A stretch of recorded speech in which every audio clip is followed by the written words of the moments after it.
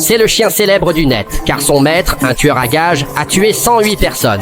John Wick, alias Petit Caramel, est à une station-service. Il rencontre deux voyous voulant sa voiture. Le Petit Caramel propose de l'acheter pour 2 $. L'homme ne veut pas se battre et part. Leur rivalité commence. La nuit, le chien aboie. John descend et voit 2 hommes en noir. Bang! John vacille. Pourquoi ne sont-ils pas encore super? L'homme est parti en voiture sans un mot.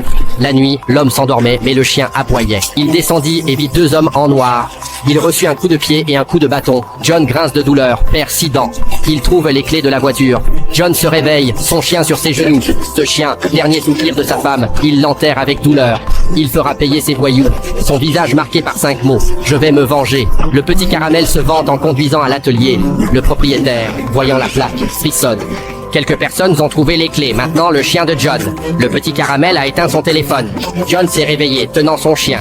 Ce chien était le dernier souvenir. Il a enterré son chien et s'est promis de faire payer ses voyous. Je vais me venger. Le Petit Caramel ignorait le désastre. Il se vantait en conduisant. Le propriétaire, voyant la plaque, a eu un frisson. Partez vite. Le Petit Caramel rétorquait que ce magasin appartenait à son père. Le propriétaire a demandé. Le propriétaire de la voiture est-il mort?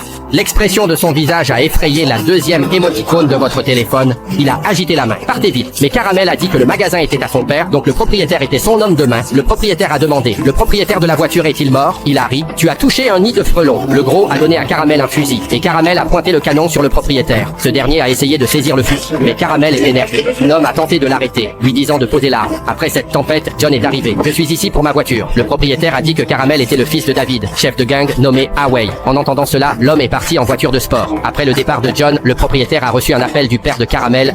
Le propriétaire lui a dit que Petit Caramel était le fils de David, le chef de gang de Causeway Bay, et s'appelait Away. En entendant cela, l'homme n'a même pas voulu discuter davantage. Il est monté dans une voiture de sport et est parti. Après le départ de John, le propriétaire a reçu un appel du père de Petit Caramel. Mon fils parce qu'il a volé John. Quelle voiture, monsieur? Et...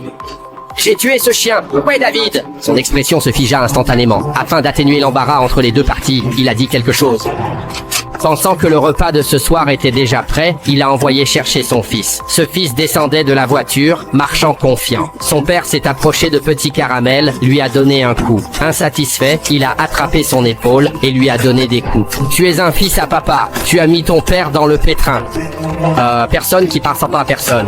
Son père connaissait la terreur de John.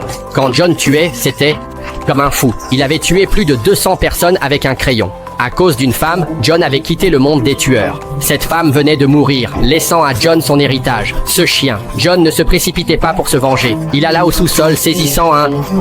John ne se précipitait pas pour se venger.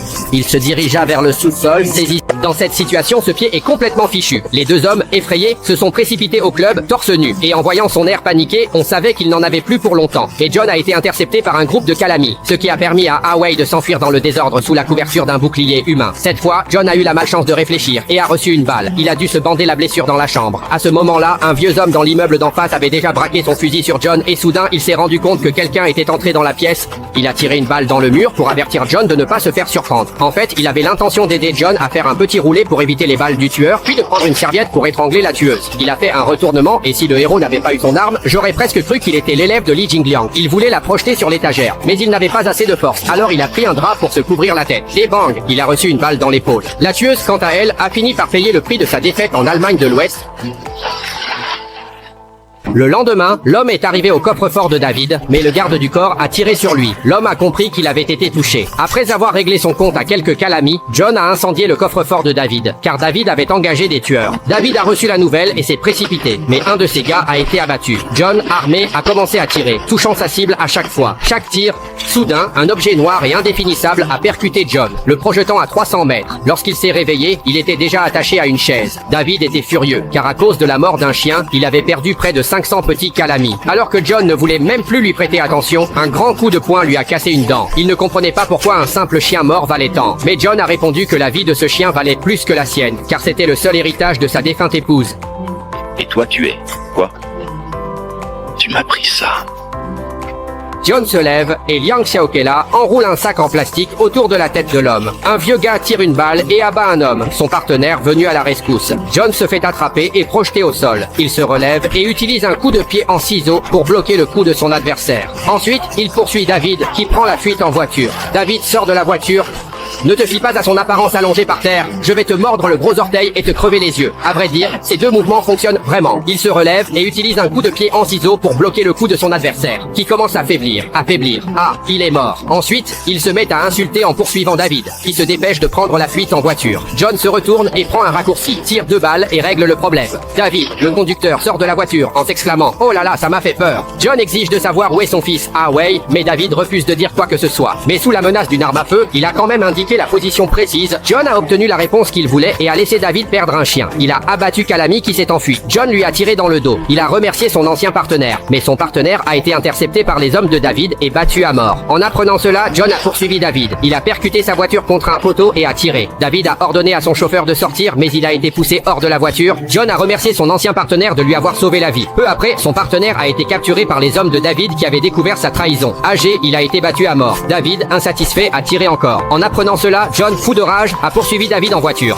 Il faut réduire le gros B. Quand il pensait être en sécurité, John a tiré sur les petits K. John conduisait d'une main, pistolet dans l'autre. L'un est mort. David a ordonné au chauffeur de prendre des balles, mais il a été poussé hors de la voiture. John a dérapé et ouvert la porte, incertain si le chauffeur était mort. À sa place, je ferais aussi le mort. Soudain, un bang, et David a poussé la voiture au bord de la falaise. John a sauté et s'en est sorti, mais la voiture est en mauvais état. John a cherché David, mais pour être honnête, à sa place, je ferais aussi le mort. Soudain, un bang retentit, et David fonça, poussant la voiture au bord de la falaise. Heureusement, John sauta et s'en sortit, mais la voiture fut en piteux état. John chercha David, mais ce vieux K avait disparu. En se retournant, John vit David devant lui, prêt pour la bataille. David pensait, je vais te faire peur. Il donna 2 coups de poing, en vain. John riposta avec des coups et une claque. Si David n'était pas devenu chef, il ne serait pas si peu résistant. Juste quand David pensait, je vais te faire peur. Il a donné 2 coups, mais c'était en vain. John a riposté avec un coup après coup, attrapant le verre. Si David n'était pas le chef et n'avait pas profité des mines ces dernières années, il ne serait pas si peu résistant aux coups. Juste au moment où David pensait que c'était fini, John lui a asséné un coup de coude, suivi d'une technique incompréhensible. En voyant que David était à bout, il a décidé de jouer plus sournois. Il a sorti un petit couteau et le pire, que David était inattentif. Il a perdu $180 et chaque coup était dans le vide. John a décidé de lui faire un peu de grâce, s'est directement enfoncé dans le couteau, puis a donné un coup sec. Et David, son coup de droit était complètement fichu, puis il a donné une claque surprise à John. John s'est retourné, a arraché le petit couteau et a plongé vers David, le plantant dans son épaule. Le grand David a alors dit adieu à la terre, les larmes aux yeux. Blessé, John a titubé jusqu'à une animalerie, a bandé sa blessure, et en partant, il a pris un bulldog qui avait l'air aussi fier que lui. Un homme et un chien se promènent sur le chemin. Après avoir regardé tout le film, j'ai résumé une idée centrale. Il ne faut surtout pas sous-estimer le chien de John.